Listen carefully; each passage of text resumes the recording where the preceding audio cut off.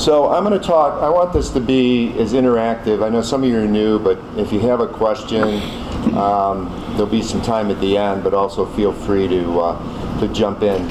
I've got a bunch of slides. There's also, I think we can pass out those pieces now. Don't look ahead though. Don't read ahead. We'll get to those. We'll get to those pieces. But I'll describe a little bit of the organization and my tenure there. And let me preface what I'm going to say is, and all of you have been in leadership positions in companies, there is no one right way to do something. So I'm not here today to say do it like we're doing it in Georgia. It's just, Bill had asked, we have a model that's been successful for us, and so I'm going to share our model, and along the way try to talk about things that I think you want to think about during your planning aspect of this planning retreat today. So TAG, the Technology Association of Georgia, I'm going to refer to it as TAG from now on, has been around since 1998.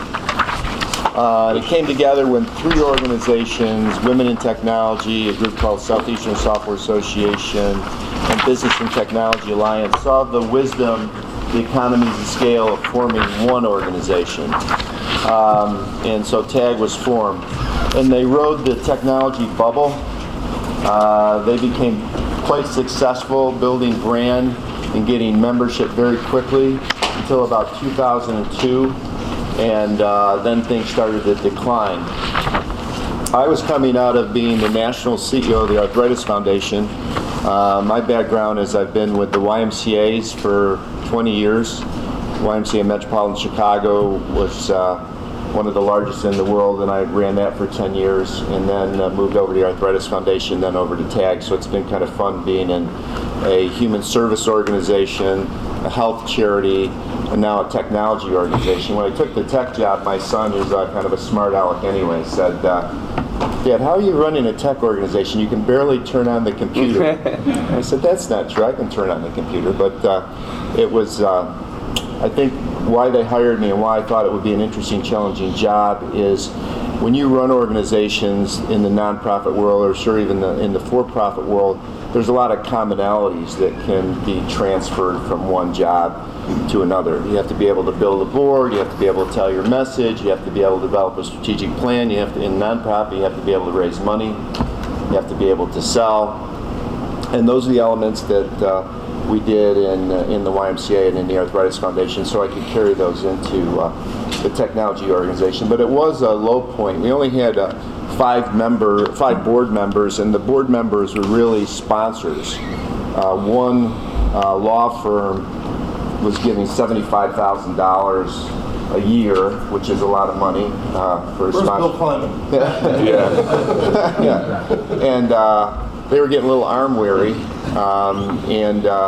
It's good to come into an organization that understands and you all have probably seen this before, but I subscribe to either creating a sense of urgency, that there has to be major change, or actually in TAG's case, there had to be major change. It wasn't that as difficult. So I said, well, we need to build a board, and it can't just be one law firm, one accounting firm, one technology company. We really need to have a broad board. And at one time, they kind of owned the organization. Some of you might know nonprofits like that.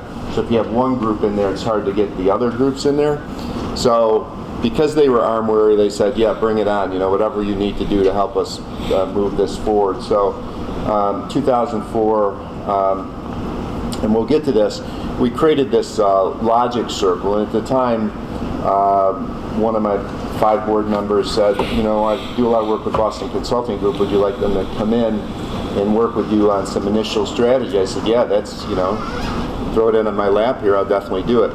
And we've had a great relationship with them, and then later on with JB and helping us with thinking through a lot of our strategy. So we had I think what I inherited was an organization that wasn't clear on a vision. They didn't really have a direction. They wanted to be the voice for the technology industry, but they had no right laying claim to being the voice for the technology industry. They really didn't have that credibility. And they didn't have a strong board. Membership was declining. The budget was about $500,000, and they had just lost $700,000 during that year. They lost on one event alone. It was like it was a beautiful event, I'm sure. You know, they went all out, but they lost about $300,000 on the one event. Probably with the candelabras in the middle of the table, whatever was done. But so it was. Fortunately, there was enough money to carry forward to have enough money in the bank to have the organization go forward. And it wasn't planning on sharing this. It's neither here nor there. But when I took the job, I thought it was a really interesting job. I was excited about it, and I accepted basically half pay for the first period of time, 6 months or so, with the agreement that when we got it up and running, that I would get that other half of the money back. So fortunately, that worked out, and my wife was happy for that too. So, so that's a little bit about the background, and some of this we'll go into. But please ask questions. Again, this isn't the one right way, but this is just what we've done over the years. So early on, we established this mission statement that we basically educate, promote, influence, and unite the technology community. And you'll see going through that there's a thread to all of those in terms of the elements within our plan that we accomplish. So it's a pretty simple statement. But influence, for example, and you all do the same thing, but that's our legislative agenda, particularly at the state level. And it took us a while to get there. A lot of things that we did were what I'll call step variables, so we had to get to a certain point to add more girth and then go to the next level. So some of these things it took us a while to get to.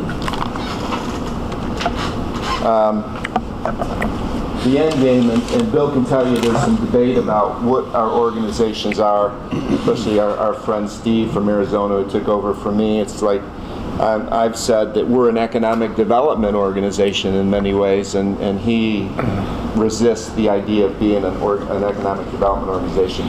Not for today's conversation, but it is important for you all to think about what your organization is and where you're going. I like to think about it as an economic development organization because everything that we do now is meant to build Georgia's technology industry.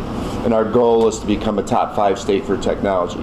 So one of my staff who came out of economic development said, we're not an economic development organization. We don't do things that economic development organizations do. And I said, well, what do you mean?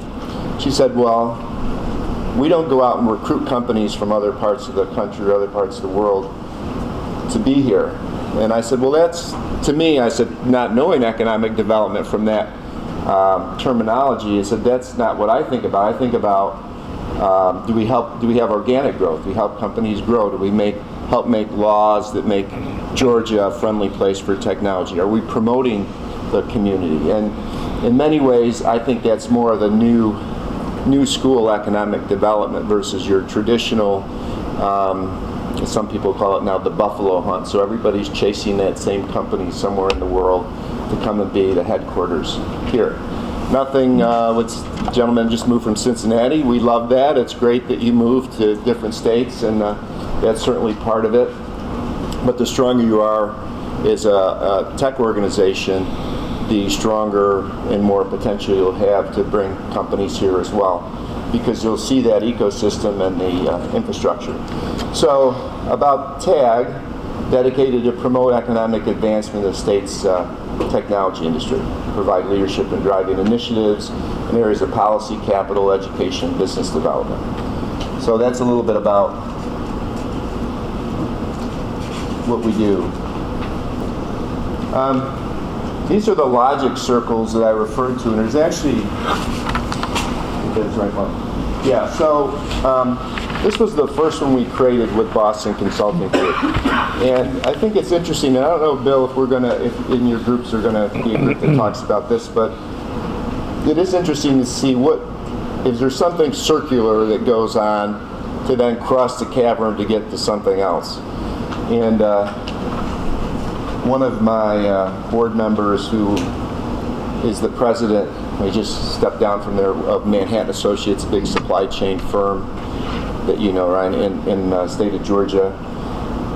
When he saw this chart,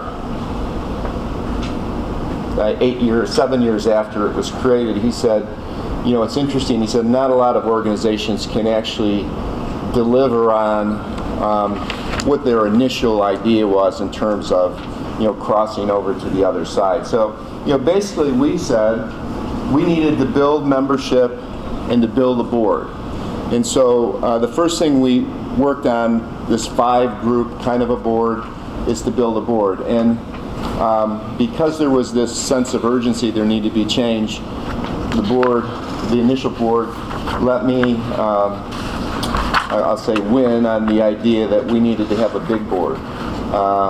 You all have a large board as well. We actually have 65 board members, so it's a large board, and I like large boards, and the reason is because it's a large community and they can access a lot of people and be very representative. Also, you know, frankly, we have a fundraising policy that board members all have to give $5,000. So, you know, you add that up times 60 people, a lot of them give more than that. But that created some energy for us to be able to do some of the things, hire staff that we needed to do early on. So we built the board, started to build a database, and that allowed us to create partnerships. And with the partnerships, we could market and create more credibility, drive membership, leverage leadership, develop programs, and that became a circular piece. So we added board members, we added members, we added partners, and it went on and on. And that was 3 or 4 years. And then finally, we could move over to the other side and say we wanted to be a, you know, growth in the technology sector, superior economic development, state policies that support technology growth, highly attractive technology market, and cohesive technology community. So we couldn't really do the one side without achieving the other. And that goes back to that credibility of being the voice for technology. After 4 or 5 years, we actually could begin laying claim that we were the voice for technology. The circles changed after a while, so the second group was kind of taking over what was on the right-hand side of the first page. So we said by 2011, Georgia would be one of the fastest growing companies, and then we states for technology, and by 2015, we'd be globally recognized as a leading tech state. But the center of the circle is by 2015 we'll be one of the top 5 states for technology. Right now we rank about number 8 based on U.S. Chamber of Commerce, and we have some metrics related to that. So the 2 things that we wanted to do basically is own, some people don't like the word own, and even in our own camp, but own connecting the technology community and own positioning Georgia as a top 5 state. And then we had strategic goals and objectives under each of those. So one of the things to think about as you go through your planning session later is, what do you want to own? What do you really want to be known for? Where do you want to build that credibility? And you know, that's what Kat and Bill and I were talking about in terms of preparing for today. So we've evolved to this next little chart. You have that chart in front of you. That's one of the pieces. You might want to look at it. This is sort of my mantra now. So we connect the community, we celebrate, we influence, we promote, and we build. In all of our strategic objectives, and you have 4 pillars, so you have something similar, but those are our 5 basically strategic imperatives. Everything we do should revolve around those, and everything that the reason we do them should impact either connecting the community or being top 5 state for technology. Is this going to move us forward? Promote's an interesting one. Let me just spend a second on that. So in the step variable model, we noticed in Georgia that there wasn't, and we are statewide, by the way, we can talk a little bit about that. Georgia's much different than Texas. So when you think about Georgia, it's Atlanta and then the rest of the state. When you think about Texas, you have a number of big communities that can lay claim to being leaders, and you know who they are. So it's very different. We had to really start with metropolitan Atlanta, and now we're finally into Athens, Columbus, Macon, Augusta, and Savannah. Those are the 5 areas that we've opened chapters. But it took us a while to do that, and in all those areas it's difficult and different because there's not the critical mass of having enough companies when we get into special interest groups to really have a critical mass to run that special interest group. At least that's what we're finding right now. But in the area of promotion, we said there's not really any organization promoting Georgia's technology industry. The Georgia Department of Economic Development's budget was cut, and they really cut out a lot of their marketing. The Chambers of Commerce, great organizations in our area, but very broad. They can't just talk about technology. They're talking about water and transportation and education. We touch on those things as well, but we felt like we were in the best position to do that. So we could afford to hire a full-time PR director, and his job is to create buzz and create media impressions is one of the major goals. So the first year he came on board, we had about 250 million media impressions. And this is the second year he's been on full-time, and we had over 1 billion media impressions. And those are things like, if you were flying Delta in August, you'll see Mayor Reed on the front cover, and there were 6 pages on technology in there. Well, we talked to Sky Magazine and we said, you know, if you're going to do this article, you really need to know that technology is strong in Georgia, and you should do some of your paper on that. And that's what they did. So NPR this last week was running a story nationally about Georgia's growth in health IT, being one of the top health IT states in the nation. So we feel like that's a great way to promote our industry and move us to that top 5 platform. So we really work off of that sheet. Something else that Bill Kent and I talked about, and sorry, I didn't print these out, but probably have some trouble reading this. But I like to call it, and I've done this at most jobs that I've been in, strategic shifts. So where are you today and where are you trying to move to? So these were some of our key shifts, and I'll just talk about a few of them just to give you a sense of that. Because I think it would be, I don't know, Bill, are we doing this today or no? We're going to do this. So you're going to do this. So this is important to think about. So where do you stand today? So we're an organization, this was a few years ago, the emphasis was on the individuals versus a balance between people, companies, and communities. At one point, all of our membership, different than I think any other tech organization, was just individuals. We didn't have any corporate memberships. And so we wanted to start focusing more on the companies and the community. We said we wanted to be a voice for technology. That was our theme, and you heard me say that earlier today. We want to move to leveraging meaningful legislative change. So it's one thing to say you're the voice and you're out there communicating. It's the other being down at the Capitol trying to actually change policy to make Georgia a friendlier place for technology. Connecting the technology community. I think that's more of a superficial term than uniting the technology community. And you all have this here, so how many other organizations do you have that are touching on that, and how do you come together? So one of the ways that we did that is we have, and you'll hear a little bit more about this, 33, soon to be 34 different SIGs, or we call them societies. So those groups probably would have been in existence anyway, but they would have been their own organization with their own membership. So they're now all under the tag 10. There was about, I think we have 12 now, groups that we couldn't pull in. They were like Atlanta Telecom professionals, a good, strong group. We tried, but they wanted to stay independent. So they're an affiliate partner. So we have 33, soon to be 34 special interest groups, and then 12 affiliate partners. Yeah. Tina, I just wanted to offer an add-on point there that you had, as you were building out your societies, you had other organizations across Atlanta that kind of, they raised, basically came under the tent. Yeah. So one point Ryan's making is there were some cases where there were groups that were independent and they saw the value of being under our tent. Why? Because we had the infrastructure, sort of all the back of the shop support, staff support when they were all volunteer. So some of them came under the tent, and that's worked really, really well. So provide education training.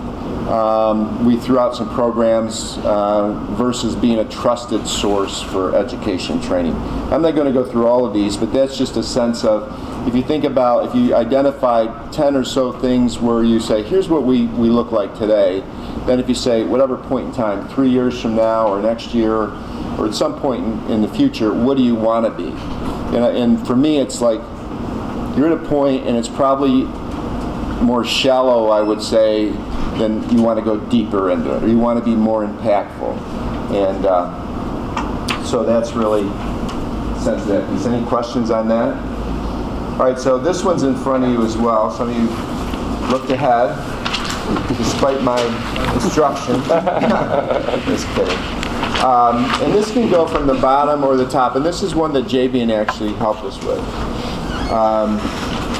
I'm not going to volunteer Ryan, but I'm sure that they have this model in place. So this is really helpful for us. It's pretty much everything that we're doing, but we put it on one grid, and we use this as it sort of runs parallel with our operating plan.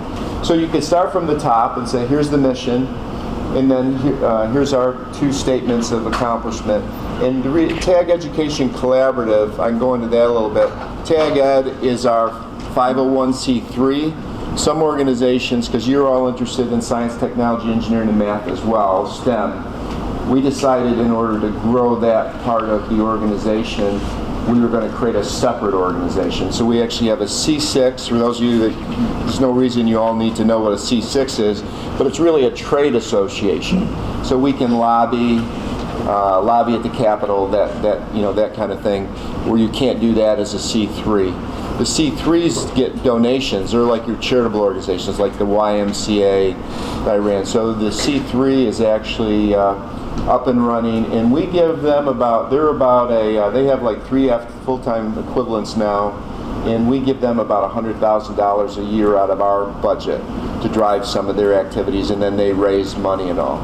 So sometimes when you and you've done this in the for-profit world, it's done all the time, but either spinning off or creating some way where the organization can take hold by being, I'm not saying independent because it's still a direct report to me, the executive director over there, but being more on its own with their own board.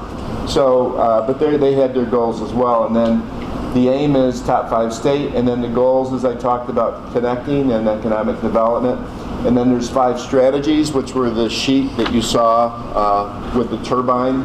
We used to call it a pinwheel, and then my marketing firm that we used, Pro Bono, said, basically, that's not manly enough.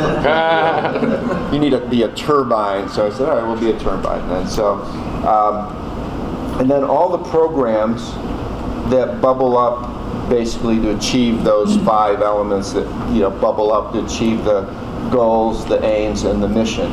And then finally the foundational issues, which are the operational excellence issues, whether it be finance or staff succession planning, membership retention, those kinds of things. And we have strategies amongst all of those. There's a lot on there, but is there any questions about that? I think if you could come up with something like that, it may be helpful to you. Whatever it is that you decide to be, that's been a really helpful piece to us. Hey, Tina? Yeah. You want to just explain how you've used it, or maybe where it's come in handy, or? Well, how we've used it. So we basically use it to help think about, to accomplish the strategies. A lot of it falls into this programmatic area, and we always ask the question: are we doing enough in these programmatic areas to impact the strategies? The other thing, because you've broken down into committees or task forces, it's a good way for the task forces to understand if there's like a PR task force or an events group or program group. So it's a good way for them to see their role and how it's impacting the greater good of the organization. Yes?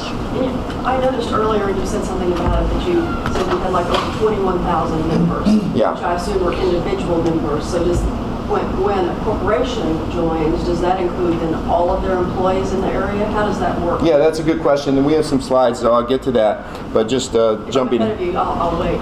All right, let me get to that because we're going to get to that pretty soon. So this slide is just us thinking about from a. Oh, okay, go ahead. A couple of questions, yeah. Just how do you define a top 5 technology state? Is there a reference? Well, we use the U.S. Chamber of Commerce, but we're still trying to come up with better metrics.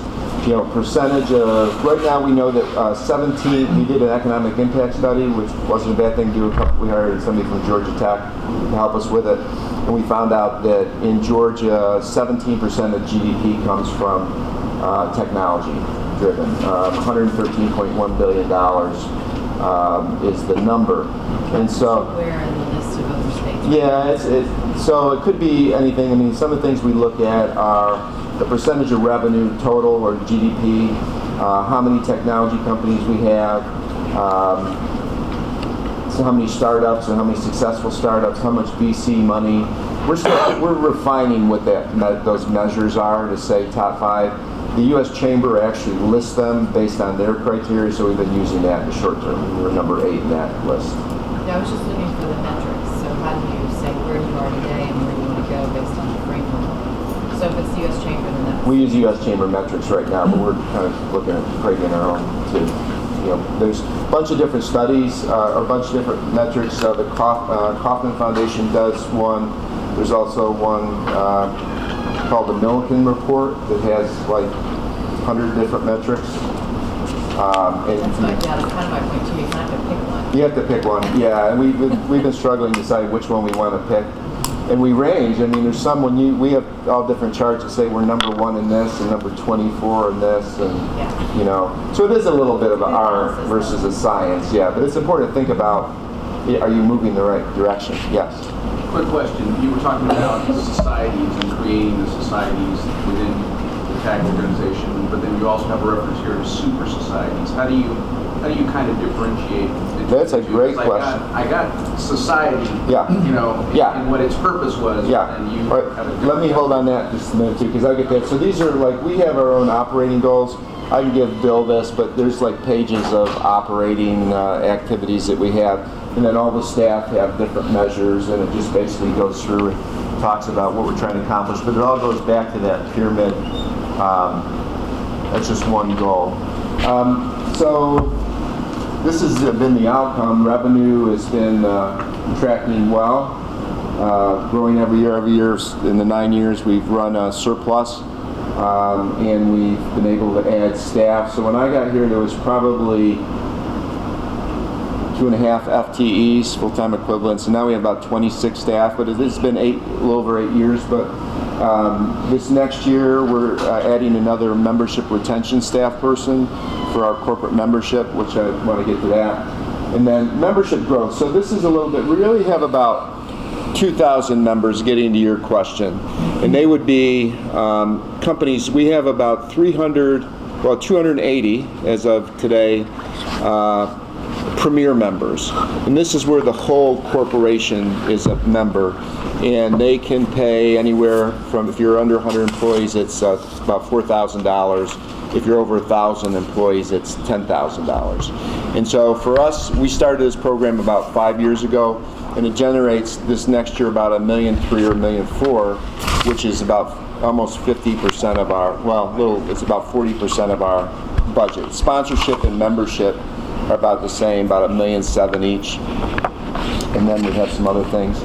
But the way it works is when we go into a company like a McKesson, I'll just use them for example, there's it's the largest health IT group really in the nation, all in one place, about 3,500 employees. So we'll go in and we do orientation, and then they opt in. We don't just put everybody into the membership, but if they want to join, the company's paid for that benefit.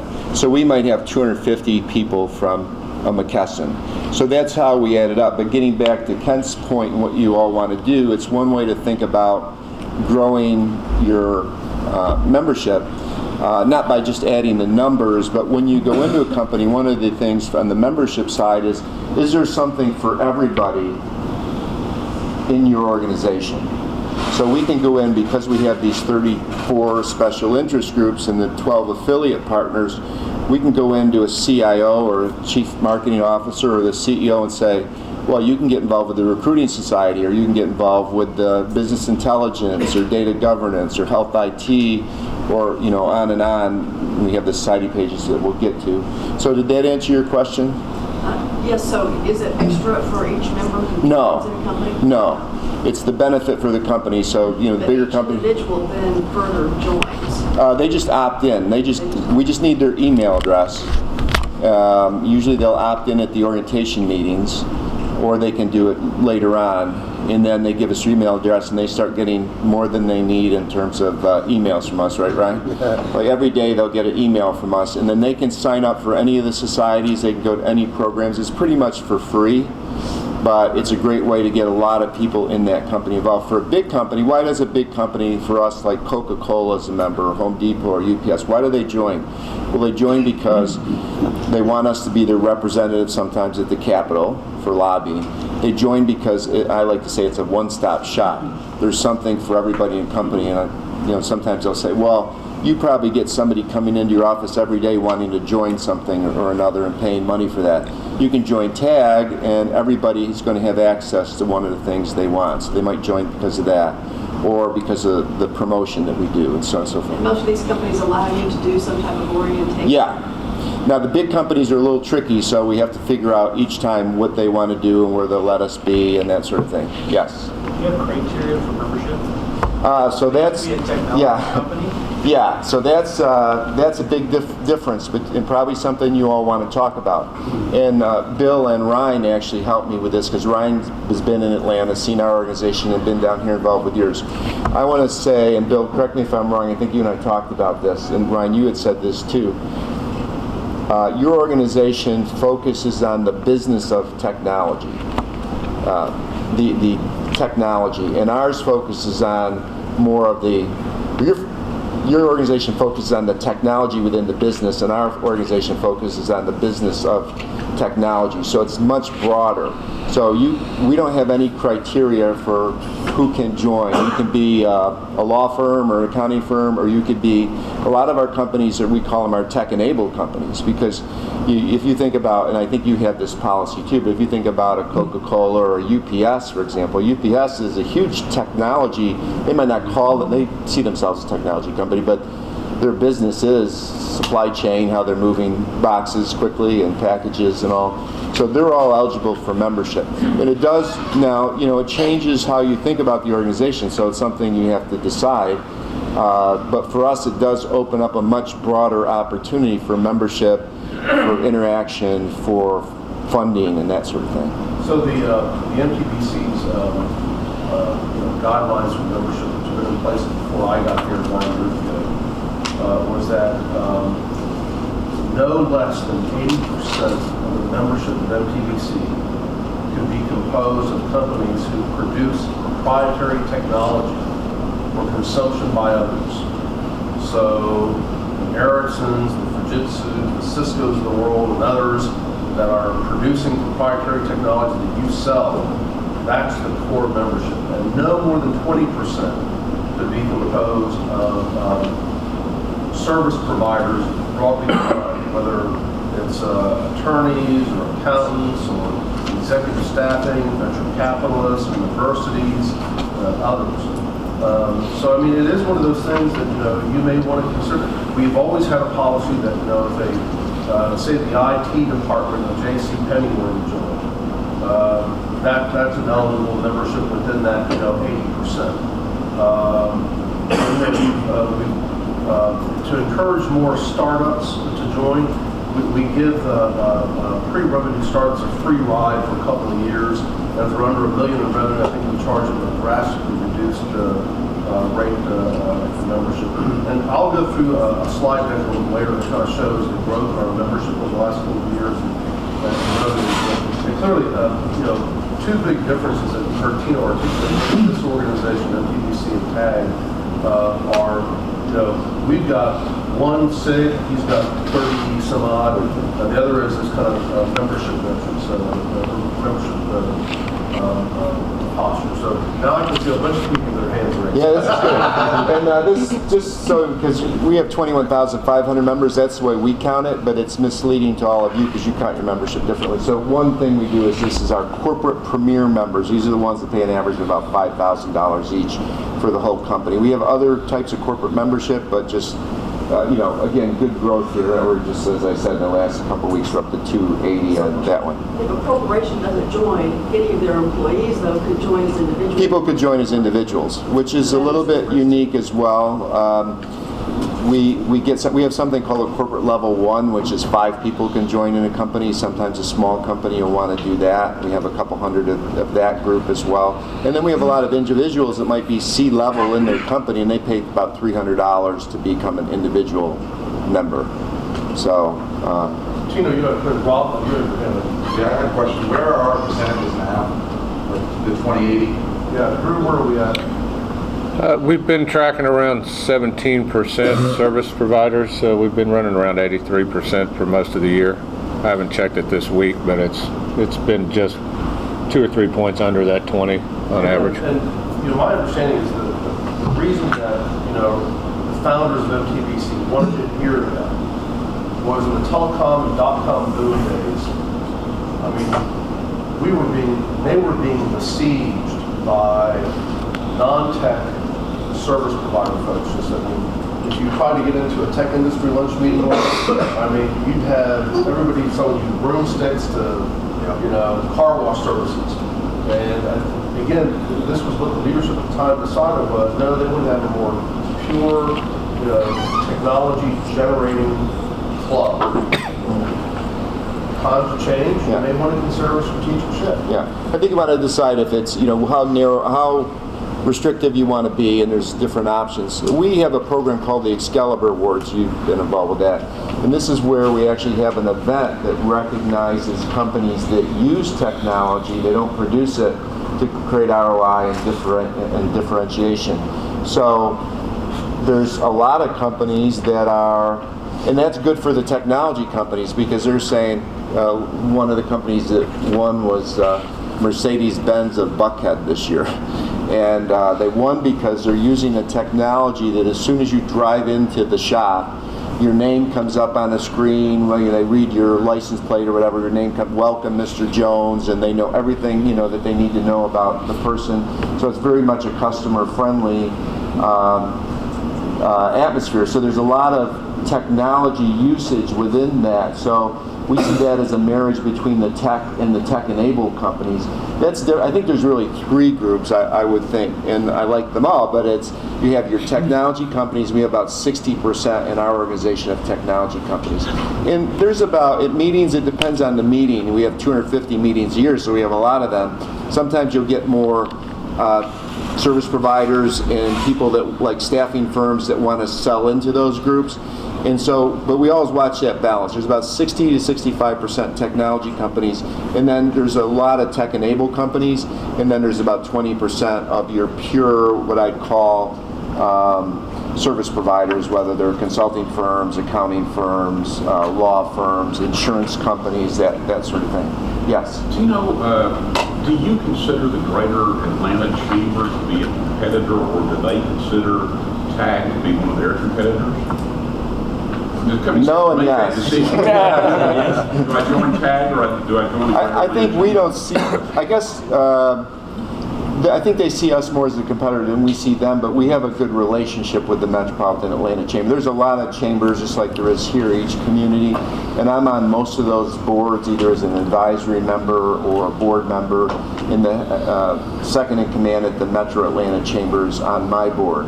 And so we do some things together. A couple examples is they're going to do an international global impact awards.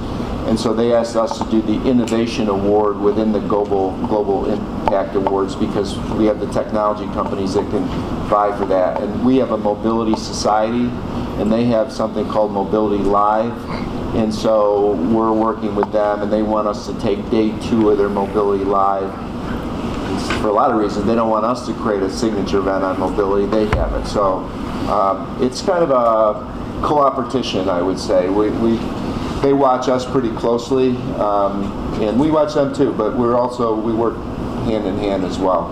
Yes. You said you had 250 meetings a year. Yeah. What, about 230 working days in a year? So, yeah. I mean, what kind of meetings are these? Well, okay, so just kind of, you do the math. So we have 33, soon to be 34 societies. They do about 6 meetings each, and they may be panels or speakers, signature events, different kinds of activities, and then TAG Corporate does like the Georgia Technology Summit, the Excalibur Awards, some big events. So when you add those all together, people like it because it's pretty much every day, every work day there's something they can do. One of our challenges is, we had one day, this was not a good thing. I think we had 6 different activities one day. So it's like people are calling and saying, well, I want to go to 3 of those. Why are you having them all the same day? So Why don't you spread across the state so there's also... No, it's mostly Metro Atlanta when I'm referring to that, yeah.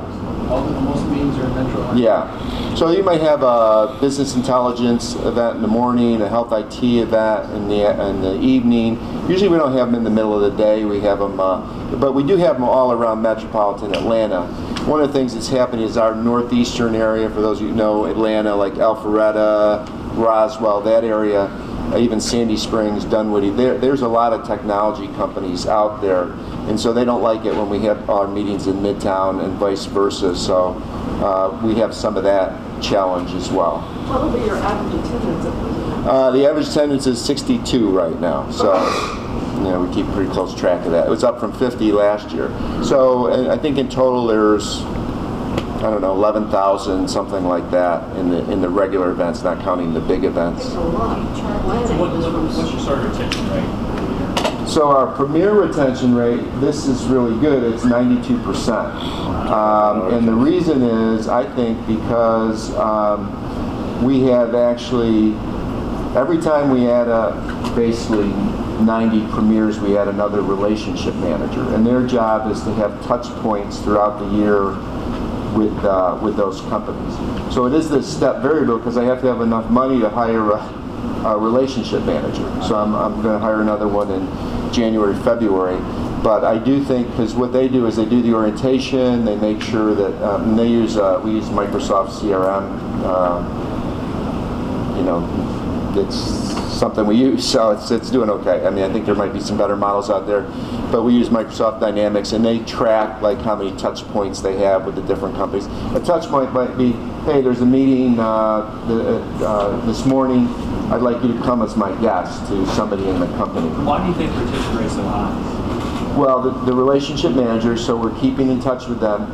The other thing is I was telling a couple of people last night, we try to identify in their company more than one person, because the main reason we were losing companies before that was the person that was our champion left the company. And so what we do is we try to identify 5 people within the company that at least that would be our champions, and that might be the legislative person if they have one.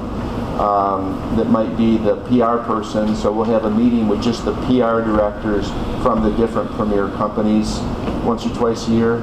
It could be the human resources person, because we have job fairs and job board and some different things in that area. It could be the overall champion that's supposed to be responsible for the company. So I think it's the stickiness that we create with both the relationships that we're building, and then there is 250 meetings a year. Every quarter we send them a report as to how many people attend things. So sometimes it's not a great report, but then we work on them, because one of the things that happens is, people will say, well, Georgia Pacific joined, and then we never could get in the door to do an orientation. We never really did anything with them. We kept trying. I kept calling the CIO, said, you guys aren't really using this. And so sure enough, we anticipated it, they dropped. He said, we didn't make any use out of this. I said, yeah, hello, we knew that. We were telling you that all year long. We couldn't get in the door to meet any of your people. Nobody signed up. So they actually came back and renewed about 2 years later. The CIO linked in with me, and I said, hey, you ready to come to membership again? He goes, oh yeah, we're ready now. So, And so that's one of the ways we do it. We really know the companies, yes. Do you charge for the events? Normally the events are free unless there's a lunch or something like that. So in the morning, if we have a meeting, we'll provide like a continental breakfast. And but we also try to get sponsors. So each of the societies has a board, and we staff those boards. And one of their goals is to raise sponsorship money. We help them. So that covers. And that goes back to, you said 34 societies? Yeah, well, we have probably two, I don't want to get into too much detail, but we actually split the money. We say part of it, at the end of the year, whatever surplus you have, you'll keep half of it, and the other half will go into the greater good of TAG, because we're not charging you for the person that we're staffing, or the food, or all of the registration and everything. Sponsorship. Now, if you're on the board of a society, and we have, I guess, about 500 people that are involved, which is another thing you and I talked about, how to get more people involved. They have to be a member of the organization, and that's skin in the game. So it's another way to any level. Well, there's a couple societies now that are really hard to get into. One is mobility. So supply and demand. We said you have to be a premier member to be on that society board. Okay. Yeah, which worked pretty well. Your relationship managers, do you have a list of sort of best practices that each of them works? I mean, you mentioned trying to get 5 contacts and. Yeah, we have a list of several touch points. Some of the staff are better than others. There's one that's great, and she's sort of become our leader there. But it could be anything from, we're going to go out and drop something off to thank them. We used to have drop-off donut days. That got to be a lot of driving and maybe not a real good ROI, but hey, thanks for being part of it. We thought you might want these donuts this morning or something like that. We also have fun events like bowling outings, road race, golf tournament. Like JV was doing the road race, we were talking about that. So that's a good way for team building. So any way we can get people out from that team. I think I put a lot of what you're just describing under the umbrella of engagement.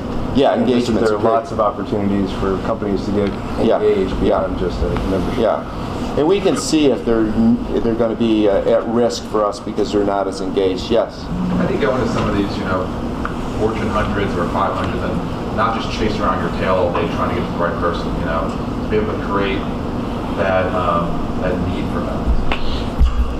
I'm sorry, what was... I mean, some of these organizations are extremely large. How do you have your teams target the right people to go after to get that, that interest in membership or something? Well, we do a lot with the chief information officers. For the big companies, that's usually our ticket in. And we have a number of events like CIO roundtables, CIO, CFO events. So we know most of them. Some of them are on our board. So that's one way. The other thing we do, and it's a good thing for a board to do, you probably do this as well, each board meeting we bring a list of prospects in terms of what companies are not members, probably like 15 or 20, and then we pass it around and they sign their name if they know somebody there. A lot of you are in business development or have people that work for you in business development, so we have a sales flow pipeline of about usually 150 companies that we're trying to figure out how to